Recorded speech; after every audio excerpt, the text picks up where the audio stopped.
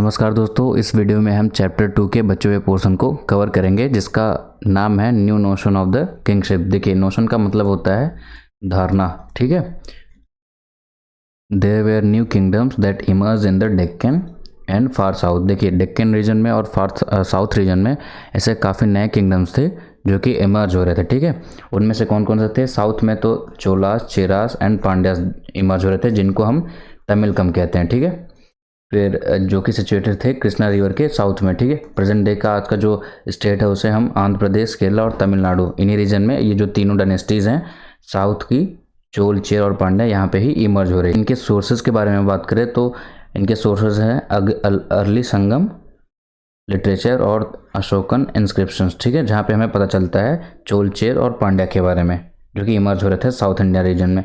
फिर उसके बाद क्या है?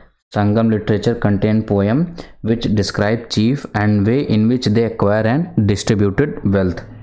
देखिए, संगम एज को पोइट्री के फॉर्म में लिखा गया है जिसे हम poetry of the noble one भी कहते हैं। इस टेक्स्ट में हमें संगम एज के चीफ, उनके वेल्थ एक्वायर करने के तरीके और डिस्ट्रीब्यूट करने के तरीके के बारे में भी बताया गया है, ठीक है। तो इस मैप में आप देख सकते हैं, ये साउथ इंडिया का मैप है, ठीक है। ये रीजन पूरा संगम एज पीरियड का है, जहाँ पे जो अर्ली डायनेस्टीज जैसे कि चेर, चोलास और पांड्या इमर्ज हो रहे थे। इस एरिया को हम तमिलकम कहते हैं, तमिलकम, ठीक है, जो कि संगम एज में इमर्ज हो रही हैं। ये अर्ली डायनेस्टीज थी।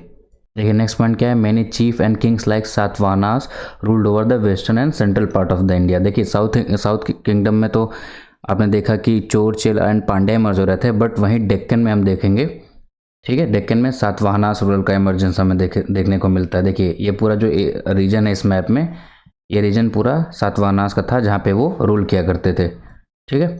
फिर नेक्स्ट पॉइंट क्या है? शक पीपल, जो कि ओरिजिन जिनका क्या है?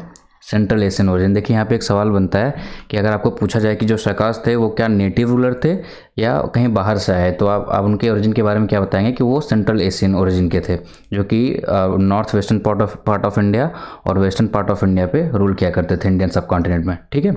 ये देखिए, नॉर्थ वेस्टर्न और वेस्टर्न पार्ट ऑफ इंडिया पे, ठीक है। अब नेक्स्ट टॉपिक हमारा क्या है? नेक्स्ट टॉपिक है चीफ एंड द चीफडम्स, ठीक है। अब ये वो रूलर्स थे जो कि डेक्कन में और साउथ इंडियन रीजन में रूल किया करते थे, उन्हें हम चीफ और चीफडम्स भी कहा करते थे। तो चलिए उनके बारे में कुछ बात करते हैं कि वो कैसे लोग थे, मतलब उनके पावर्स के बारे में, उनका सोर्स ऑफ इनकम सब क्या था, कैसे वो डिफरेंस थे नॉर्थ इंडिया के जो रूलर्स थे, जो किंग्स थे, उनसे।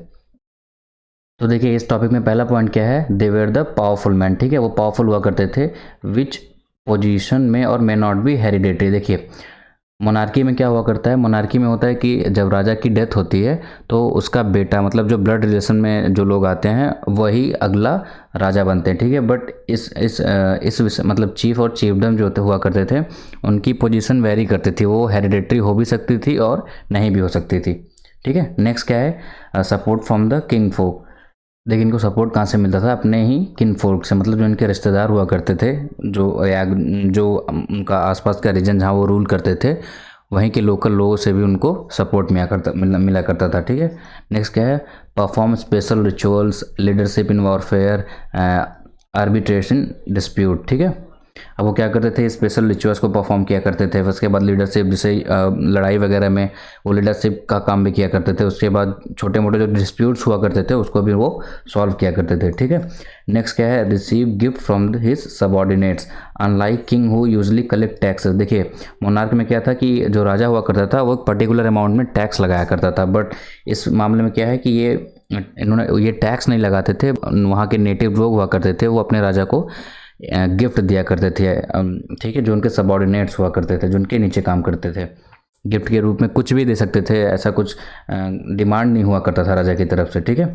Generally there is no regular armies, ठीक है। अब यहाँ पे चीफ्स के पास अपनी रेगुलर आर्मीज नहीं हुआ करते थे, उनके जो सबॉर्डिनेट्स हुआ करते थे, ठीक है, उनके पास से ही वो जब भी नीडेड हुआ करता था उन्हीं से आर्मी का सपोर्ट मिल जाता था। देखिए, नेक्स्ट पॉइंट क्या है? Pandya chief Senguttuvan visit in the forest is mention in one of the Sangam text, ठीक है, शिल्पादिक्रम। अब देखिए, जो शिल्पादिक्रम है ये एक संगम टेक्स्ट है, देखिए संगम टेक्स्ट है, ठीक है, और ये एक एपिक भी है, संगम टेक्स्ट में हमें टोटल 2 एपिक का रेफरेंस मिलता है। पहला तो ये हो गया शिल्पादिक्रम, ठीक है, और दूसरा क्या है, मणिमेकलाई, ठीक है, मणिमेकलाई।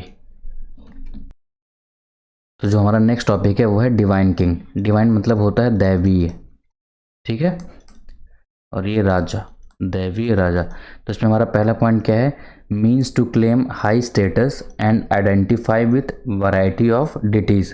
देखिए, जो रूलर होता था वो अपने आप को क्लेम करता था that he have support and approval of God to rule, ठीक है। ऐसा इसलिए भी था ताकि वो अपने जो उनके सब्जेक्ट्स होते थे उन पे आसानी से रूल कर सके और उनकी नज़रों में एक हाई स्टेटस क्लेम कर सके, ठीक है, ताकि जो उनके सब्जेक्ट्स हैं जिन पे वो रूल कर रहा है, अपने सारे जो तरीके हैं, मतलब जो भी वो नियम कानून बना रहा है उसे लोग आसानी से मान सके, ठीक है। इसलिए वो अपने आप को क्लेम करता था, ठीक है, और अपने आप को आइडेंटिफाई कराता था वैरायटी ऑफ डिटेल्स के साथ, ठीक है।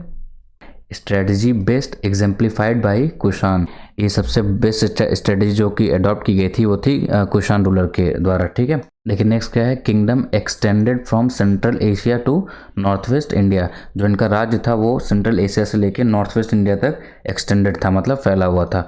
Notion of kingship that they wish to project best evidence in their coins and the sculpture, ठीक है। अब देखिए, जो ये अपने आप को हाई स्टेटस क्लेम करने के लिए अपने आप को वेरियस डिटेल्स के साथ आइडेंटिफाई करते थे, उसका रेफरेंस हमें बेस्ट कहाँ पे मिलता है, उनके कॉइन्स में मिलता है और उनके स्कल्पचर पे मिलता है, उनके मूर्तियों में मिलता है, ठीक है।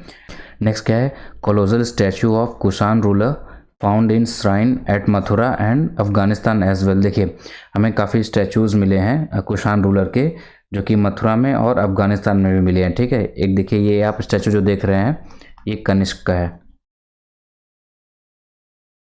ठीक है, ये कनिष्क रूलर का है जो कि हमें मथुरा में मिला हुआ है। देखिए नेक्स्ट पॉइंट क्या है, Kushana rulers adopted title like Devaputra, जिसका मतलब होता है son of god. Some historians suggest that Kushana considered themselves god like, ये अपने आप को भगवान की तरह भी पोर्ट्रे किया करते थे। ऐसा इसलिए भी था ताकि जो सब्जेक्ट्स थे जिन पे ये रूल किया करते थे वो इनको अपोज ना करे और इनके सारे रूल्स और रेगुलेशंस को जो भी ये इम्पोज कर रहे थे उनको आसानी से वो माने, ठीक है। देखिए, ये जो कॉइन आप देख रहे हैं ये कुषाण रूलर कनिष्क का कॉइन है, ठीक है, जो उनके द्वारा इशू किया गया था, ठीक है। फिर नेक्स्ट पॉइंट क्या है, by 4th century CE there is a evidence of the largest dynasties Gupta empire. साथ ही साथ में हम 4th century CE में कॉमन एरा में देखते हैं कि नॉर्थ इंडिया में एक बहुत बड़ी डायनेस्टी इमर्ज हो रही थी जो कि गुप्ता एम्पायर थी, ठीक है। References of samantas also found men who maintained themselves with local resources including control over the land। देखिए यहाँ पे हमें सामंताज जो होते थे उनके भी रेफरेंसेस मिलते थे जो कि लैंड्स पे, लार्ज अमाउंट ऑफ लैंड पे जो कंट्रोल अपना किया बनाए रखते थे, ठीक है। नेक्स्ट पॉइंट क्या है, they offered homage and provide military support to the rulers. इनका काम क्या हुआ करता था सामंताज का, ये जो रूलर्स हुआ करते थे उनको मिलिट्री सपोर्ट प्रोवाइड किया करते थे जब भी ज़रूरत होती थी। नेक्स्ट पॉइंट क्या है, जो गुप्ता पीरियड के सोर्सेज हैं वो क्या है, वो है लिटरेचर, कॉइन्स, इंस्क्रिप्शंस और प्रशस्ति, जिनके थ्रू हमें जो कि हमें जिन्होंने हमें हेल्प की है गुप्ता एज की हिस्ट्री को रिकंस्ट्रक्ट करने में, ठीक है। देखिए नेक्स्ट पॉइंट क्या है, प्रयाग प्रशस्ति, ठीक है, Prayag Prashasti also known as the Allahabad pillar inscription, इसे इलाहाबाद पिलर इंस्क्रिप्शन भी कहते हैं, compose in the Sanskrit by Harisena, जो कि कोड पोएट थे समुद्रगुप्त के। देखिए इसमें काफ़ी क्वेश्चंस बन सकते हैं, जैसे कि प्रयाग प्रशस्ति को इलाहाबाद पिलर इंस्क्रिप्शन के भी नाम से जाना जाता है, जिसे संस्कृत में कंपोज किया गया है और इसे लिखा किसने है, हरिसेन ने, जो कि कोड पोएट थे समुद्रगुप्त के, ठीक है। इस प्रशस्ति से हमें समुद्रगुप्त के बारे में पता चलता है जो कि एक गुप्ता रूलर थे, ठीक है। नेक्स्ट स्लाइड में क्या है, praises of the Samudragupta. Praises मतलब होता है प्रशंसा, ठीक है, जो हरिसेन ने समुद्रगुप्त की जो प्रशंसा की है उसके बारे में इसमें मेंशन्ड है, ठीक है। देखिए इस प्रशस्ति में समुद्रगुप्त की काफ़ी प्रशंसा की गई है। लास्ट में आप देखते हैं कि इन्हें इक्वल टू, मतलब किसके किसके इन्हें बराबर माना गया है, किन किन देवताओं के, पहले तो कुबेर है, दूसरे वरुण है, तीसरे इंद्र हैं, फिर चौथा कौन है, यम है। इन्हें इन सभी देवों के समान माना गया है, तो इन्हें आपको याद रखने की ज़रूरत है। सवाल कभी कभी पूछ लेता है कि प्रयाग प्रशस्ति में जो हरिसेन है उन्होंने किन किन देवों के साथ समुद्रगुप्त की तुलना की है, ठीक है। तो वो कुबेर, वरुण, इंद्र और यम, इन लोगों के साथ इनकी तुलना की गई है। देखिए जो हमारा नेक्स्ट स्लाइड है ये है the changing country side popular perception of the Kings. देखिए जो जातका और पंचतंत्र जैसी स्टोरीज थी जो ओरिजिनली ओरल फॉर्म में हुआ करती थी, लेटर उन्हें कंपाइल करके राइटिंग फॉर्म में लाया गया है। इनसे हमें क्या पता चलता है, यहाँ पे जो जो लोकल जो वहाँ पे सब्जेक्ट्स हुआ करते थे उनके बारे में हमें जो इन्फॉर्मेशन है इन्हीं जातका और पंचतंत्र स्टोरीज से मिलती हैं। ठीक है, अब देखिए Jataka written in the Pali language, Jataka जो है उन्हें पाली लैंग्वेज में लिखा गया है, and Panchatantra written in the Sanskrit, और जो पंचतंत्र है उसे संस्कृत फॉर्म में लिखा गया है, जिससे हमें जो आम जनता थी उनके बारे में हमें इन्हीं एंथोलॉजीज के थ्रू पता चलता है जातका और पंचतंत्र के बारे में। ठीक है, नेक्स्ट है historian have tried to know that what subject think about their rulers through these anthologies.